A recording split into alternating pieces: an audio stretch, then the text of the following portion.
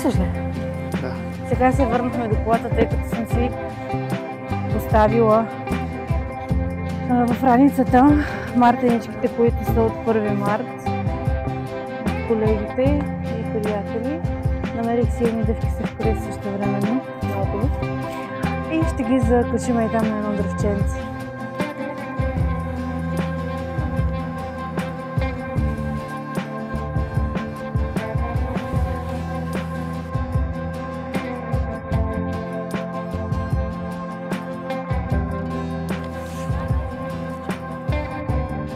Ще ги закача малко, така че изчистя малко отново.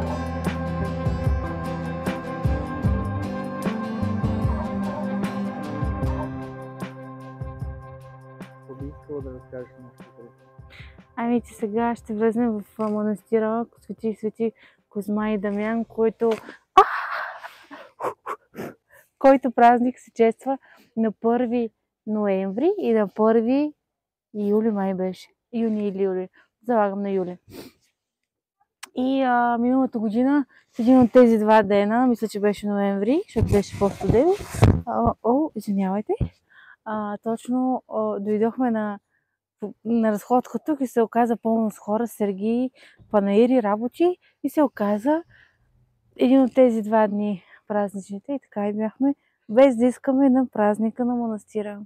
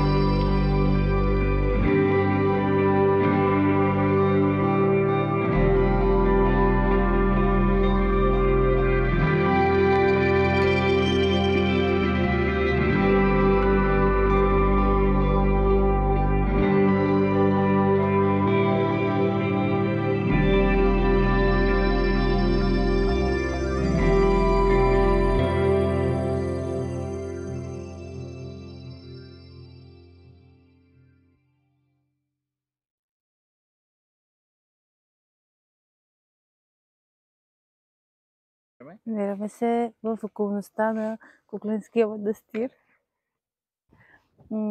Преди това си похапнахме чорбичка. Ето го Кукленския манастир. Внимава да ни блъснат. Бейби, върви така напред, ако обичаш, по-така ускорено. Преди това си хапнахме, ето там отзаде, може да ви покажа. Онази сграда с тухлената част отгоре. Там имаше много хижарска обстановка, имаше тъмни бабешки покривки, много тъмна стая, почти заглушено осветление, печка чудо, на която имаше абсолютно същия чайник син на цвят, като този, който вкъщи на Карлова имаме. Поръчахме си, внимавайте, надолу сте. Поръчахме си липов чай от този чайник. Боб чорба с много зеленчуци и една пърленка с кашкавал, като условието ни беше, тъй като питахме дали имат пост-терминала, те нямаха. Условието ни беше да се вместим до 14:50. Сметката беше 13:50 в крайна сметка. И си похапнахме.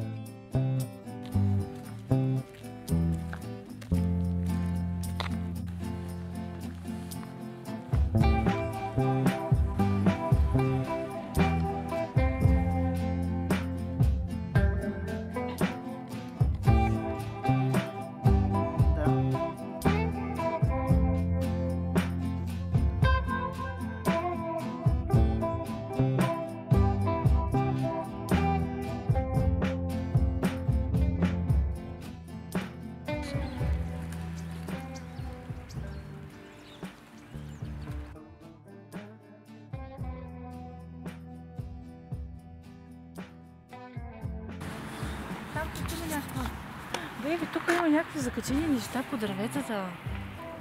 Микрофона къде е?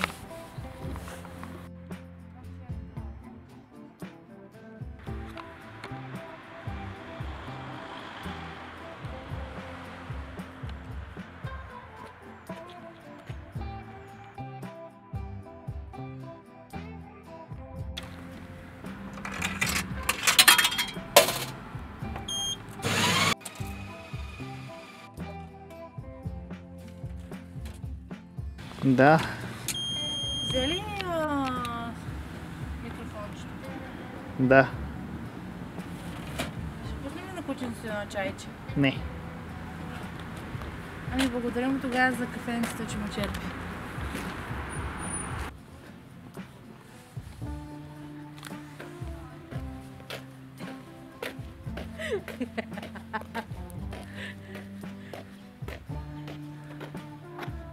И гледай малко Дафи, само на какво се натъкнах, вървейки си в този парк в Брани поле. Цветето. Да му не го заснех да я осведомя как се вижда. Да. Ми е интересно, като мисля, че идеята е подобна на това с пепелниците. Тук има някаква остроумия и хрумки. Така че искам да идем да видим. Има някакъв надпис също така.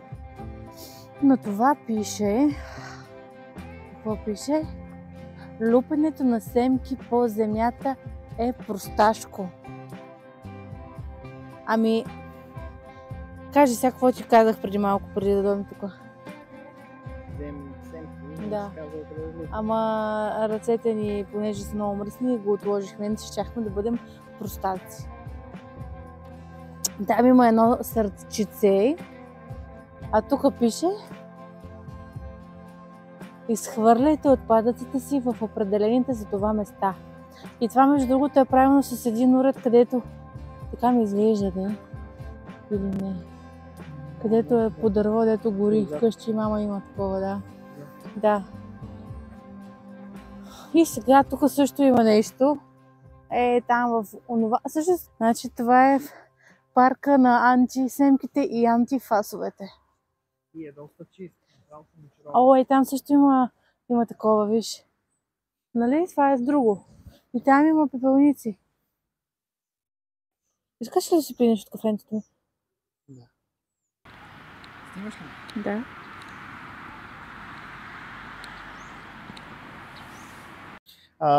Забелязваме, че лайт мотива или нещо, което се изисква от хората в парка, е да пазят чисто.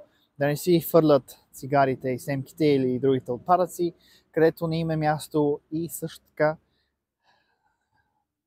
да пазят чисто. Друго какво беше? Не си често отвърлят. Това е антицигарен и антисемкинов парк. И сега тук имаме още нещо. Гледайте. Твоят пепелник вземи, използвай като пепелник и когато си тръгваш, го върни. И тук можеш да го откачиш и да го скачиш. Тебе не те чува сигурно, може и да те чува, да.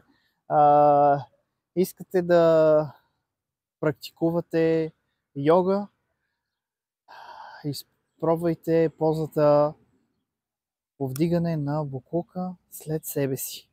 Та-ра-да-да! За всички йога фенове, лайк и сабскрайб, хора, уважение, че седяхте чак до тук във видеото. Продължаваме да ви представяме най-вълнуващите неща в България. Следващия епизод не знаем какъв ще е, но стойте на линия като сабскрайбъри и ще разберете.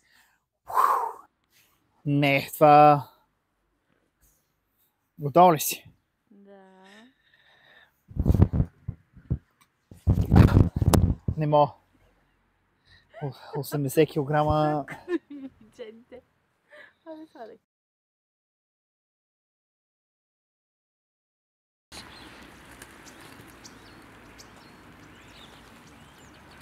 Красота.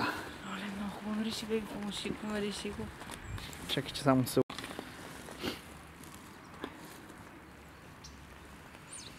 Напомни ми на Елизабет Арден, този парфюм, който ми купи, е на Елизабет Арден и се казва Пето Авеню. А има един, който Елизабет Арден, има много видове парфюми. Има едно Cherry Blossom и Green Tea. Зелен чай с черешови такова и това ми напомня на черешовите нотки. Много ми харесва това. Не знам, това ми е асоциацията. Може и да не е череше това, но много хубаво беше.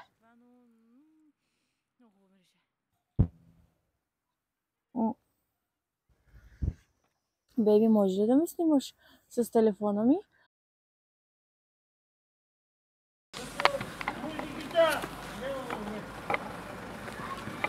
Аз вече съм... Нямаме батерия, бе. Една песен. Пристигнахме на събора.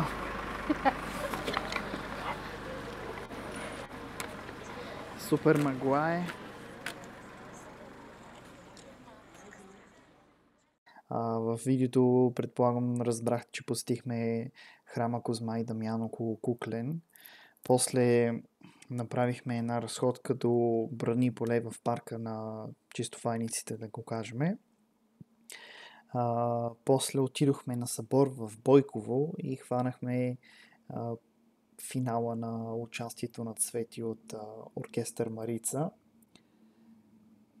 Надявам се да ви е харесало видеото. Използвахме видеозаписи с фотоапарат и специално си използвахме и аудиозапис, който така сме прекачили, за да се чува по-ясно. Понякога може да разберете кои записи са от телефона, кои са просто от микрофона. Благодаря ви за гледането. Приятен ден ви желая.